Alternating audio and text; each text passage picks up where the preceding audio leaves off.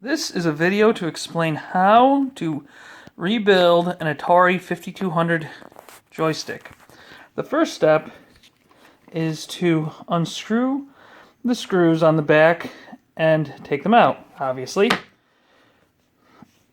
Now, with the screws removed, the bottom end is held together by pegs, so you're going to need to use a flathead screwdriver or any other flat object to separate it out and take the controller apart. You have to just do that to both sides. Both halves of the controller separated.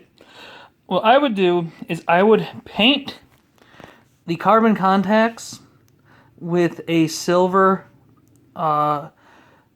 conductive ink, or any conductive ink really. Just find one and coat the buttons with it. Now, you're also going to have to get at the function buttons, and to do that you're going to have to remove the cover for them, which requires just popping this lid off. A flathead screwdriver will pop it off at either side quite easily, as long as it's a small one. There we go. All of the buttons are now available. Again, repaint the carbon pads. Scratch them first and make sure they're clean. So the silver ink adheres well to them. And now it's time to change the circuit board. Well, it's flex circuit. So it will be glued down, but you simply pull it out. And the thing that you need to watch out for is this platform that the keypad is attached to.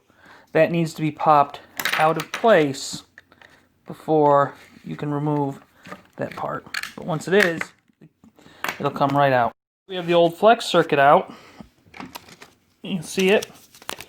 There's a little hook there. That is going to need to go behind the pin header here when you put on the new circuit board.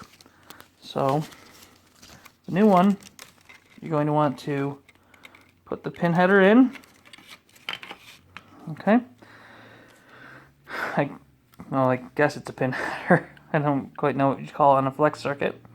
And you'll place this base back in place. Okay. And then fold the circuit down. You know it's far enough back if it goes through these two little pegs here, and run the trigger ones back up. One of the nice things about reassembling the 5200 controller is there are little notches that let you know when the trigger flex circuits are in the correct place, and there are little pegs on the back that let you know when they're in the correct place. Now, the analog, the potentiometers, you need to make sure they are at 9 and 3, as these are the default positions when you slide the joystick back in place. Alright, that'll make it so, well, it works. So let's start putting it back together. The joystick upside down, you want to make sure it is centered so that the potentiometer arms will slide right back into those points there. Alright, so I would say lie your keypad back on this. Hold the joystick nice and steady, and then slide the body back in place. Friction will generally hold the triggers, the orange triggers, in place as you slide it back together. Before you put the function cut buttons and retainer back on, make sure the joystick has caught both of the points I showed you earlier correctly. As long as you feel resistance and it moves the entire range of motion, you've got it back in and you're good. So the last step is just to put on the function buttons and pop the retaining clip back in place. Alright, the controller has been rebuilt. It now will work just fine, and it will work about as well as a 5200 controller can work.